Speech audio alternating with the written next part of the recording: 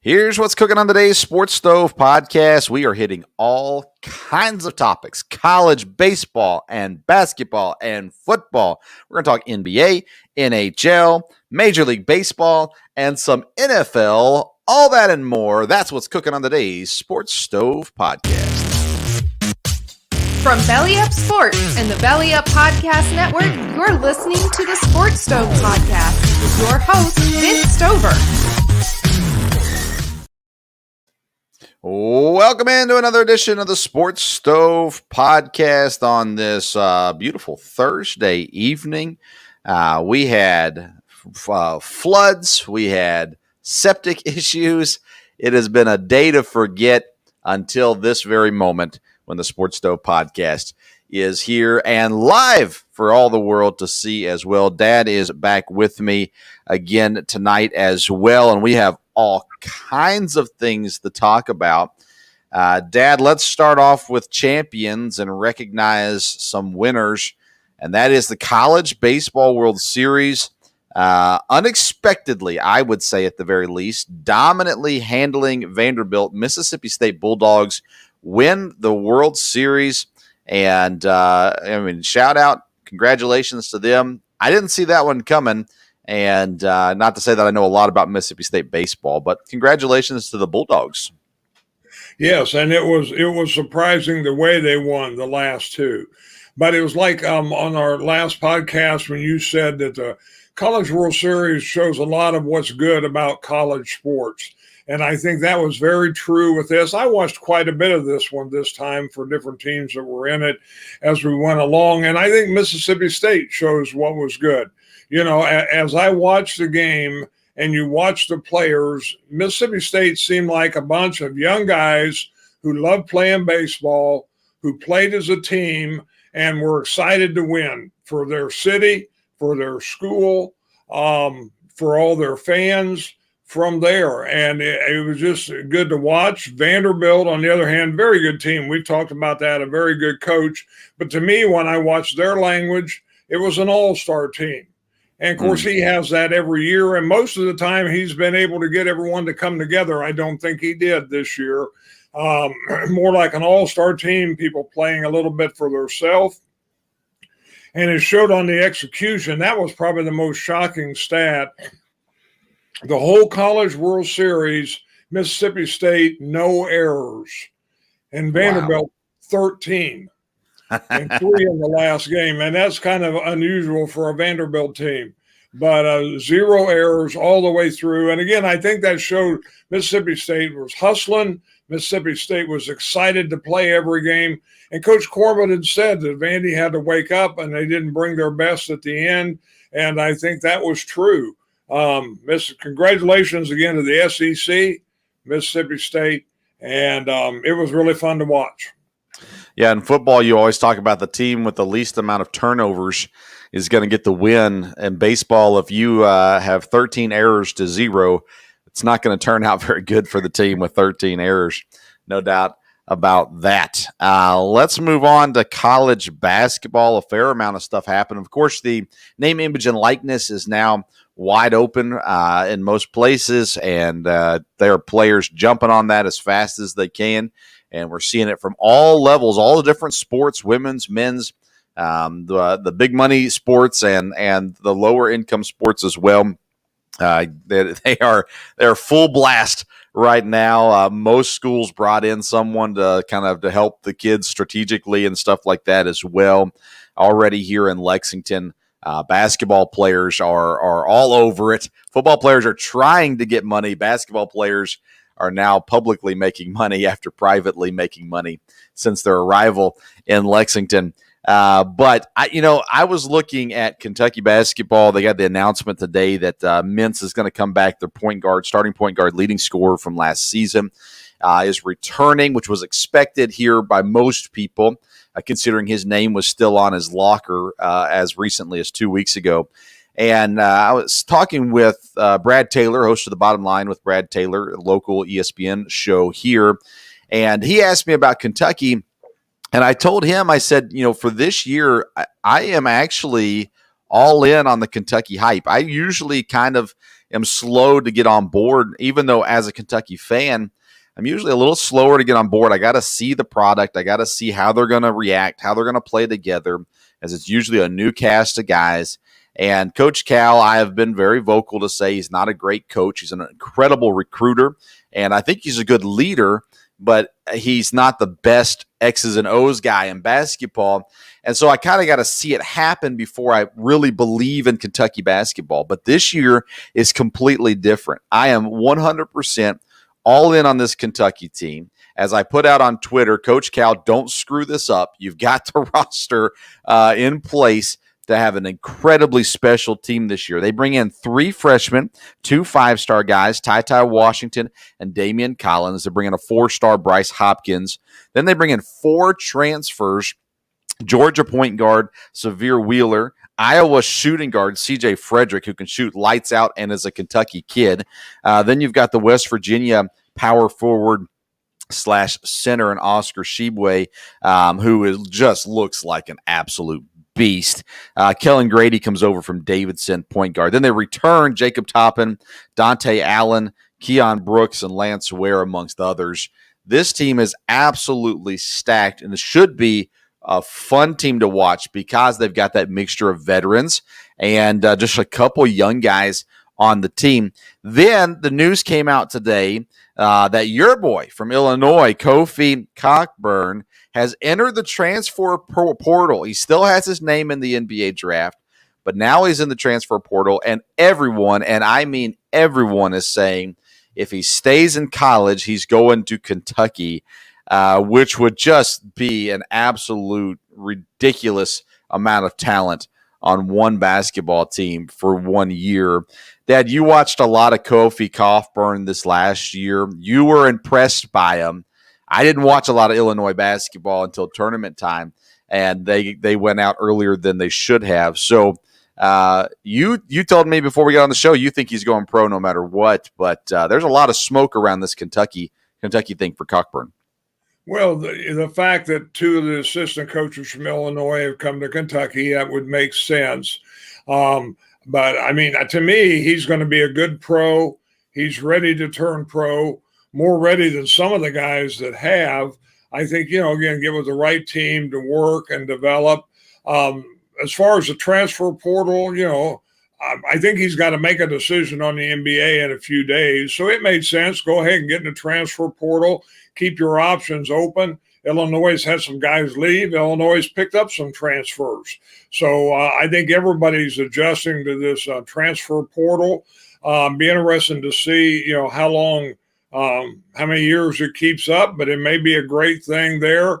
Very interested to me, looking at the Kentucky lineup today, Coach Cal, to me, done a great job of adjusting because we don't know where this basketball thing with the high school kids are going to go. They're going to be able to almost be pros right away, or maybe. So the idea that you're going to go a full team of one and dones probably isn't real practical anymore. So he's done a great job. Again, he's a great recruiter. It's a great place to play basketball. And it looks like he's been able to attract transfers just like he could attract top high school guys. Yeah, I'm looking right now. Kofi Cockburn in the CBS NBA mock draft is not in the first round. So if you take that into account, if he's not getting a first-round grade right now, he can come to Kentucky and quite possibly be a top 10 or a lottery pick at the very least. As many of the big guys that's come through, I mean, you look at guys, DeMarcus Cousins was the first year that Cal was in Kentucky. Other guys like Narlens Noel, Julius Randle, Willie Cauley-Stein was drafted higher than most people would realize as well. Guys, Enes Kanter didn't even play for Cal, but was here at Kentucky. He got drafted in the lottery. So a big guy at Kentucky is going to get his, get his looks from the NBA. It definitely boosts his draft stock. And I mean, these guys that are out there saying, "Hey, watch for Kofi to Kentucky."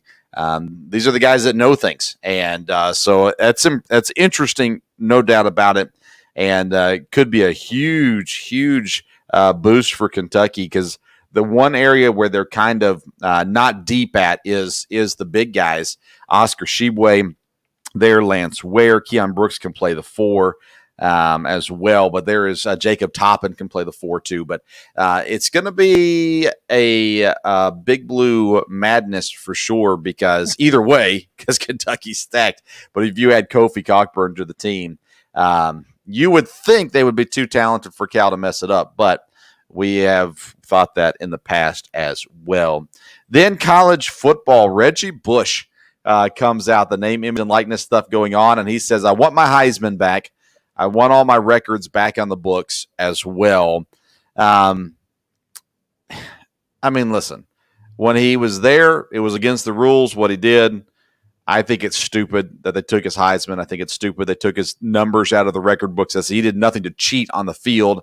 Yet it's the rules there. What are your thoughts on the Reggie Bush situation and others like it? Well, I think I agree with you. You know, it was against the rules. I don't think it was interesting. I didn't think about this coming up when we talked about the image likeness thing, but it was funny, the guys that all of a sudden spoke up, you know, Manziel, different ones that, wow, I would have made all kinds of money, you know.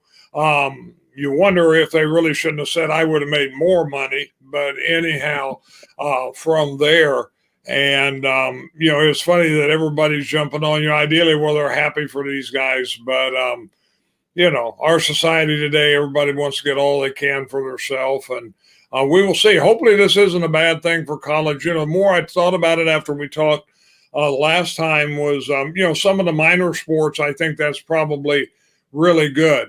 You know, people that in there go on into their profession, you know, gymnastics, different things like that, the ladies' sports, that may be a real help from there. You know, some of the guys, it'll be just be interesting to see where it goes. I think it'll be a local thing. I think, you know, even golfers, tennis players can be a big thing locally where you and I wouldn't know much about them, but, you know, the city would.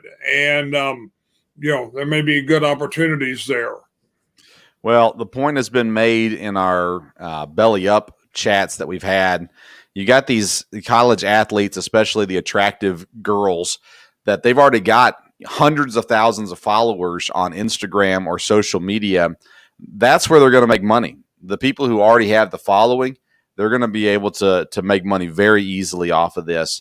And so it's going to be helpful. And I said it too, for the individuals, it's great.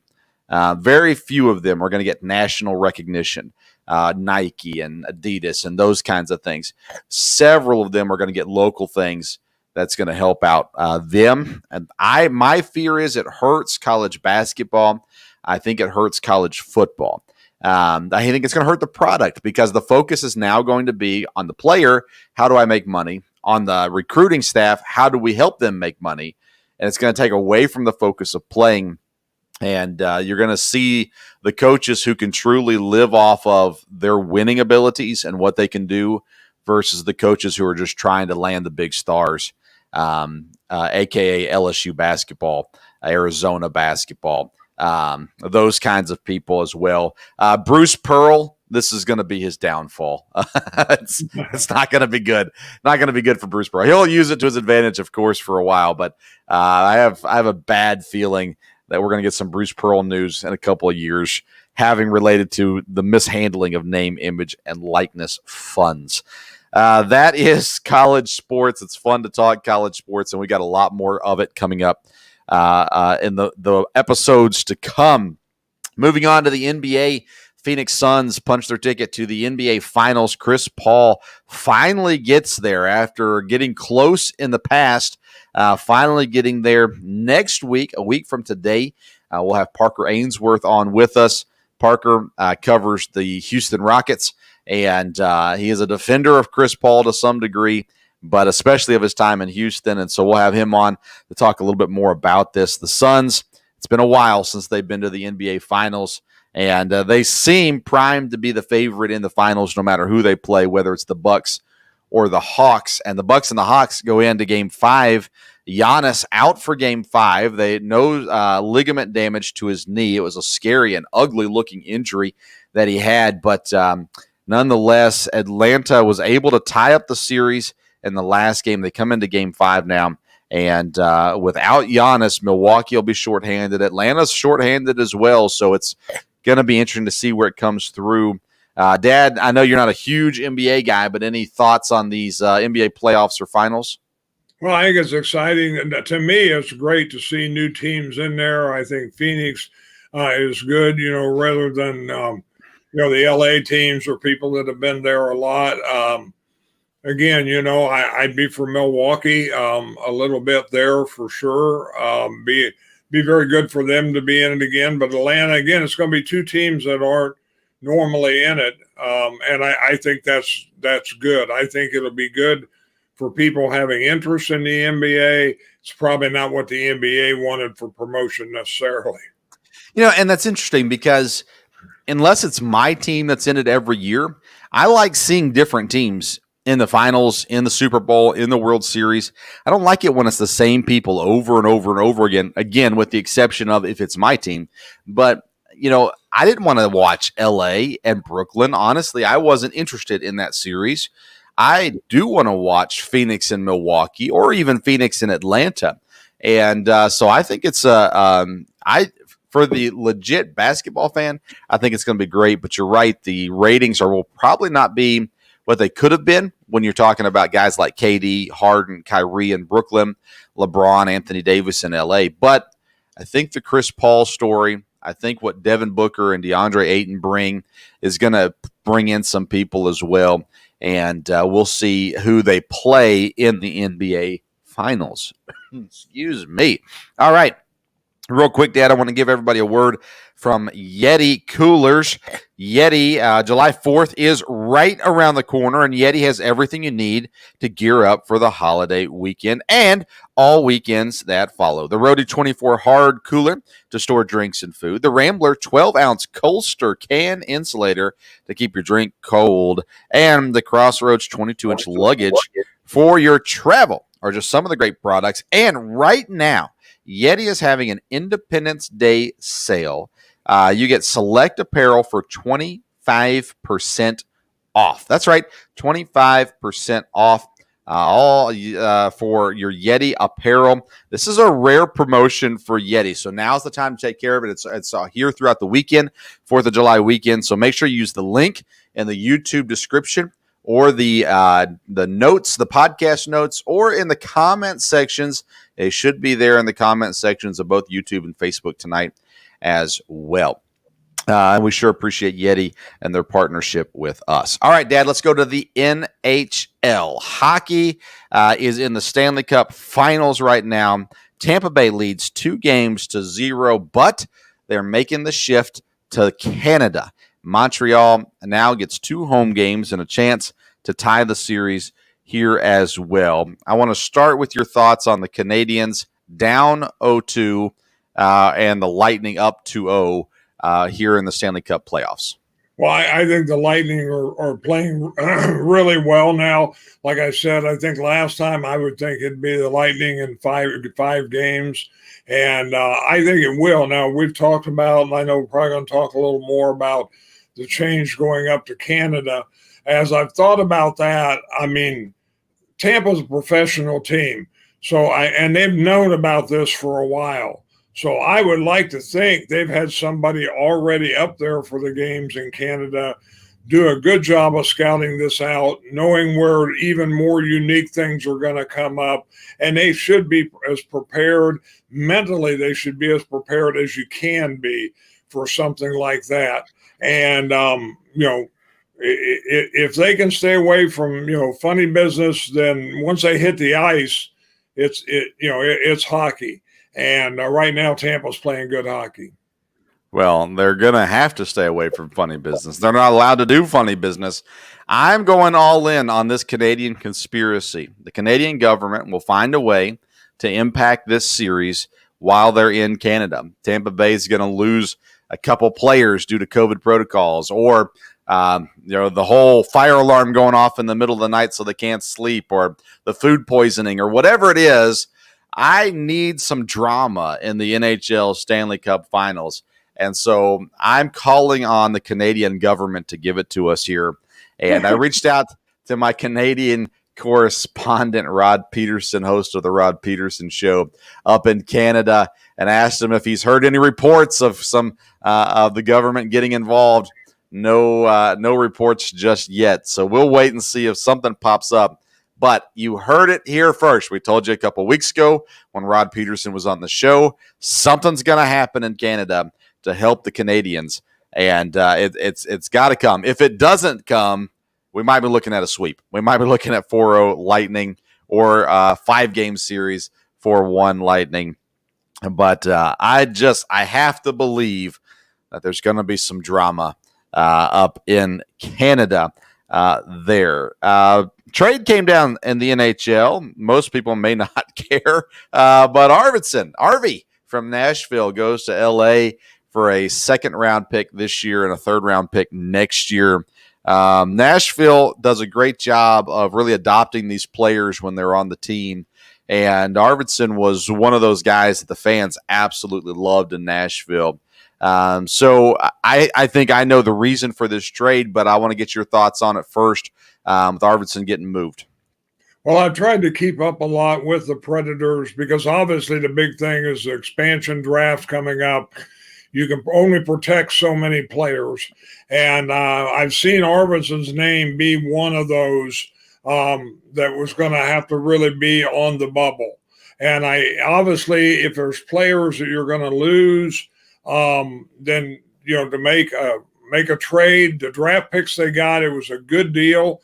They're going to have 3 picks in the top 50 this year. And, they do a good job drafting, and while it doesn't always affect you for 1 or 2 years, makes a big difference down the line.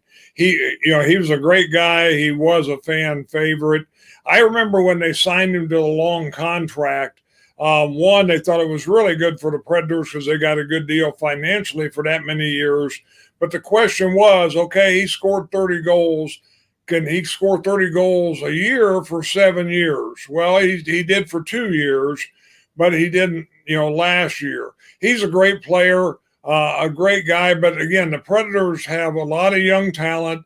They had a great year this year with the young talent. They even had Eli Tovan played up on the Jofa line, which obviously is not named that without Arvidsson, but they played on the first line some. So I think they'll survive. And I think Predator fans have gotten used to losing people that, wow, that person can't go. No, and usually to me, David Poile looks pretty good in the long run. There's been a few guys that's gone to other teams and had really good careers, but a lot of them, have been good, but haven't been great. And I think he's looked pretty good on most of those moves. Yeah, and you mentioned at the expansion draft, which for me, being an off-season nerd, I love the off-season stuff, the trades and the drafts and those kinds of things. Expansion draft to me is a really fun time. And Vegas, they may have set the mold for the expansion draft by trading actually as much as they're drafting people. But this is where you're going to see in the NHL here in the next couple weeks or leading up to, I guess, the expansion draft is teams that – they're not going to protect this person.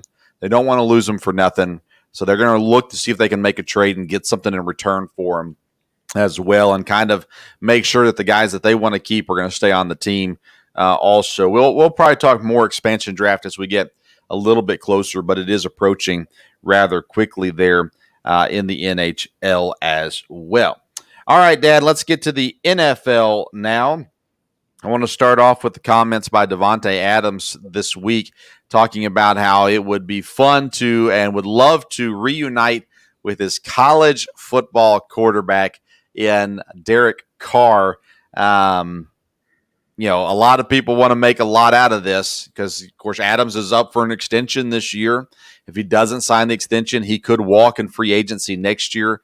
A lot of people have said he's going to go wherever Aaron Rodgers is, but he brings up the thought about Derek Carr and the Raiders, or is he tipping the hand that the Packers are going to trade Aaron Rodgers to the Raiders and Derek Carr's coming to Green Bay? Any thoughts on Davante Adams' comments this week?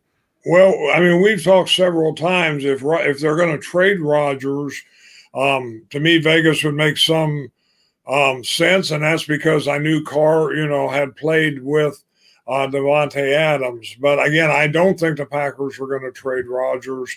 And everything I read today was the Packers have been very outspoken that Davante Adams is going to be the highest paid wide receiver. They're going to give him what they want, no matter who the quarterback is. They want him long term, and they did that with Bakhtiari. Became the highest paid tackle. I think we will hear Adams resigns. I don't think there's a lot to those comments. I assume they were somewhat in context, but yeah, it would be a dream to play with your college quarterback again. But I don't know that there's too much more to that. I think the biggest thing with Davante Adams would be if Rodgers doesn't sign, then, what does he do? But I think that'll have a lot to do with this year. But I think the Packers are going to try to get him signed up, and it sounds like it could happen fairly quickly. Yeah, Davante Adams has been toying with people now for quite some time. He's posting stuff on Twitter here and there. You never know what the future holds and those kinds of things. And he's been doing that now for a couple months. And I think he's just enjoying it. He's enjoying the playing with people, the toying with people, and things like that as well. I have said it, and I've said it very, very bluntly. Aaron Rodgers will be in Green Bay this year, and I believe he signs an extension and will be in Green Bay for several more years as well. Most people don't believe me. They think I'm just wishful thinking. But I've told everyone, if you listen to the right people, us, and then also guys like John Kuhn, James Jones, these guys are all saying the same stuff. They're saying it only makes sense for Rodgers to be in Green Bay. That's where they want him to be, and that's where they think he will be. And if James Jones says it, I believe it. If John Kuhn says it, I believe it. If A.J. Hawk says it, I believe it. Why? Because they're all friends with Aaron Rodgers. And even though maybe they don't point blank ask him, what are you doing? They have a read on what's going on. And the national media, they're looking for clicks.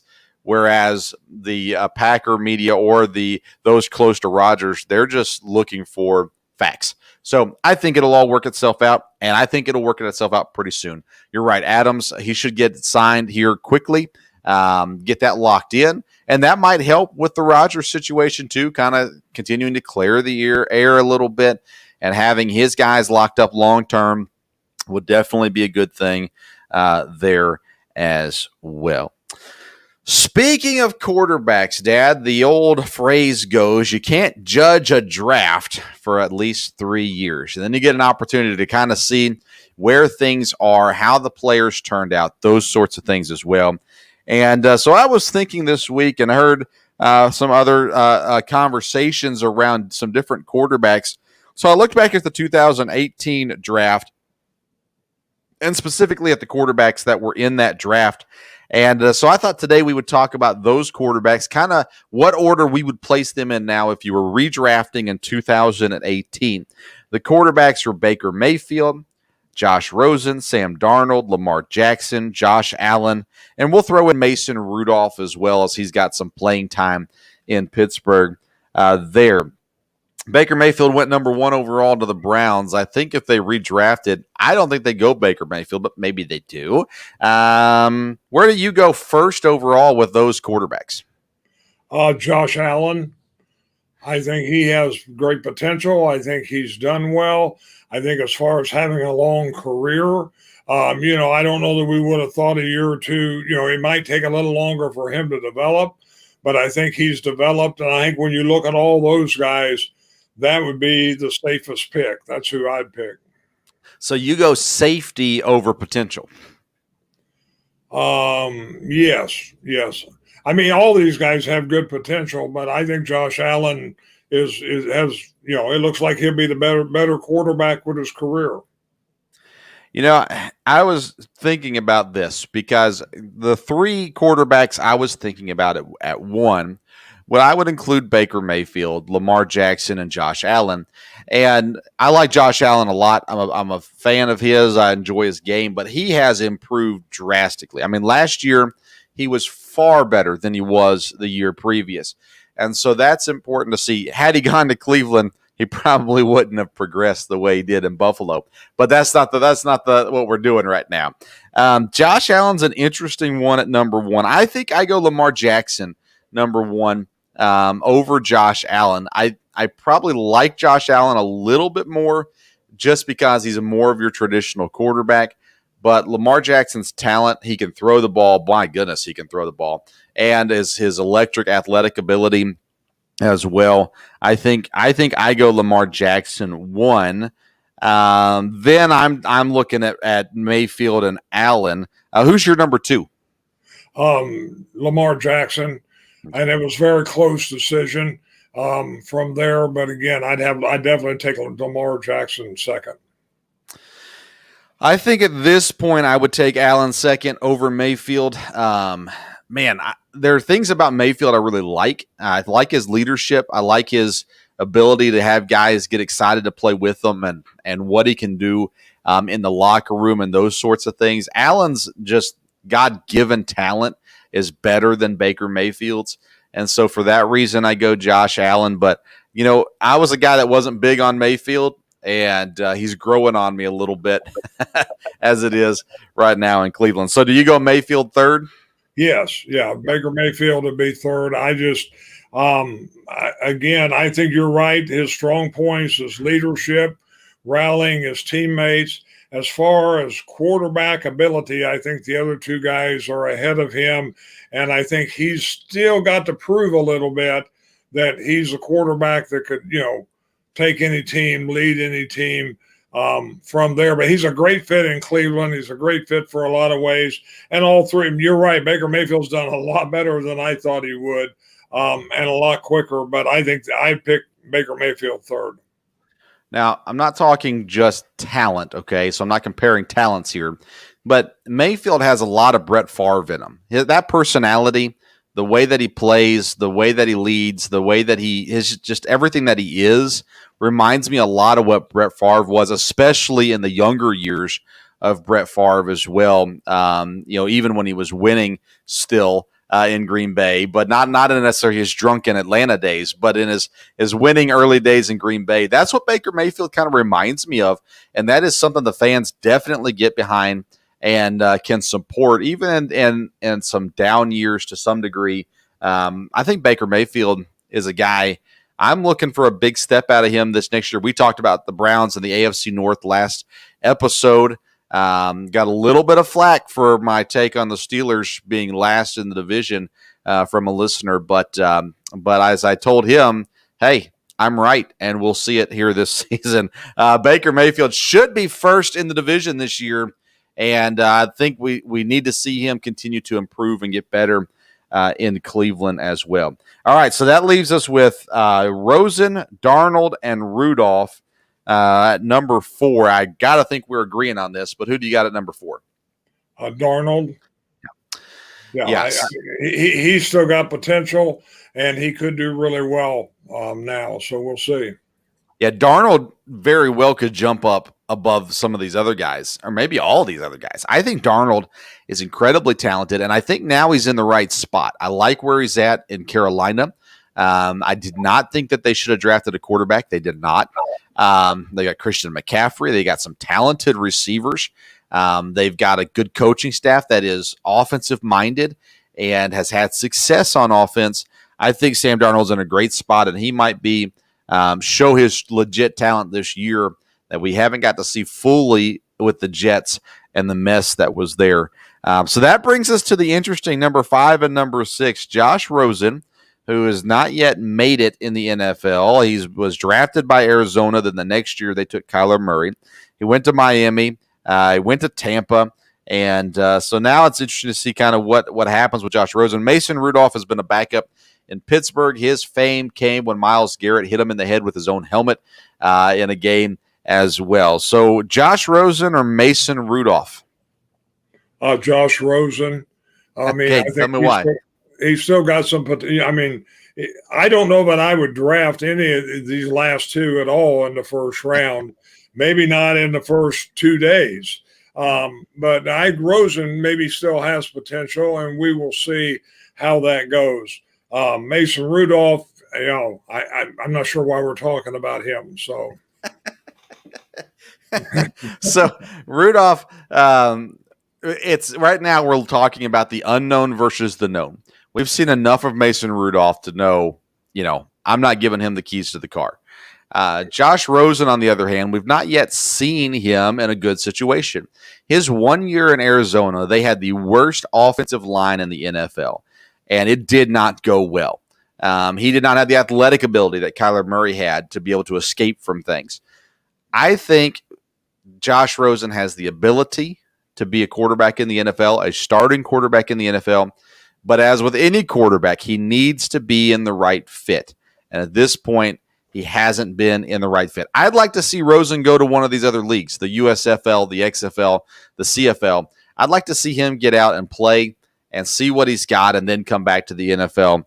Also, I think that could be what's best for him. Because honestly, if you're sitting number 2, unless they have a plan for you to be the starter, it's going to be really hard for you to become the starter.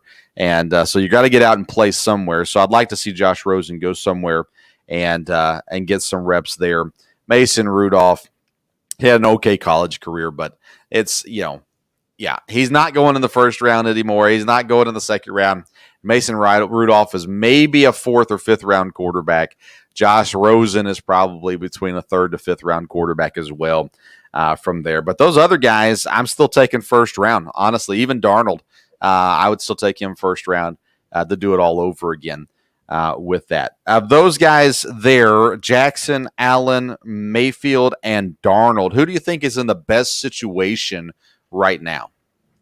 I think Josh Allen is. I think that they look so good last year. They've got good coaching. They're in they're in a division where people could challenge them some, but I think they're poised to have another good year. And I think he's got, good people around him. He's got a receiver that he has good chemistry with that's really good. And, I think Josh Allen is. But again, I think Jackson and Mayfield, they all have talent around them. Baker Mayfield has lots of talent, around him, and it's a good situation also. Darnold, it'll be interesting. Again, you got Christian McCaffrey, you got people there. So I think he has good potential. But I can look at it right now. Allen should have a good year, and their team should do really well. Yeah, I put Baker Mayfield in the best situation right now just because of the talent that's around him. I think the coaching staff is good there in Cleveland, and I think their division is down this year. And so I think he's in the best situation, the best opportunity to win. Josh Allen, again, I like his team. The coaching staff seems to be doing well there. Brian Daboll, as offensive coordinator, has been good for him. And again, Stephon Diggs, they've got talent there. But to me, you look at Cleveland's roster, you look at their running backs, Nick Chubb, Kareem Hunt. You look at their receivers. Odell hasn't been great recently, but Odell and Landry, you've got Hooper there at tight end. You've got a good offensive line. To me, it's just an ideal situation there in Cleveland. But that window will close quickly, and they need to make sure they get through that window while it's open. And I think this is a year that they have a very, very good chance to make it through the AFC there. But a lot of it depends on the quarterback, and that is the 2008 quarterback redraft in the NFL. Dad, we are in July. We are in the final month without the NFL. NFL will start next month. We have lots of football to talk about in the coming episodes here very soon. We've got college football to talk about. We've got NFL football to talk about. So we're going to be working on getting some guests in to help us with that, to have those conversations. We're going to be working on trying to get some coaches in and to talk with us as well. And so looking forward to what is ahead for the Sports Stove podcast. You can catch us live every Tuesday and Thursday, 8 o'clock, right here, wherever you're watching us tonight, YouTube. Then occasionally we stream to Facebook. We are tonight, and to Twitter. We're not on Twitter tonight, but occasionally we're there as well. We're always live on YouTube, 8 o'clock Tuesdays and Thursdays. And stay tuned because we are working on guests. We're working on getting our football preview together, all those sorts of things coming up here in the very near future. Make sure you go to the YouTube description, the podcast notes, and click on the links for Yeti and Skull Candy. We didn't talk much about Skull Candy today, but you get their earbuds, headphones. I'm wearing my Skull Candy headphones tonight. Absolutely love them.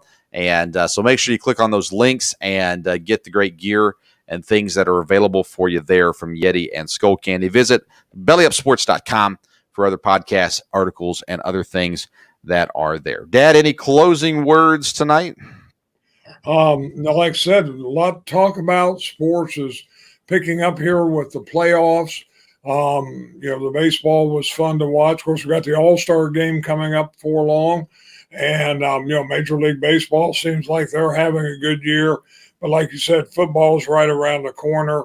And, that would be exciting there. But like I said, the NHL draft, the NBA draft coming up. And, people continuing to move into Kentucky. So it'll be interesting to see. And the Olympics. See how that happens. So. Yeah, and the Olympics coming up at the end of July also. So we'll have some stuff on that also from there. Wonderful. All right. Dad, I'll see you tomorrow. Make a quick trip up to see Dad tomorrow. But nonetheless, we'll see everybody else on Tuesday. Make sure you follow us on Twitter at Sports Stove, on Instagram, the Sports Stove Pod, and anywhere else you get your podcast. Subscribe, rate, review, and share if you please would. Until next time, we'll see you around the Sports Stove.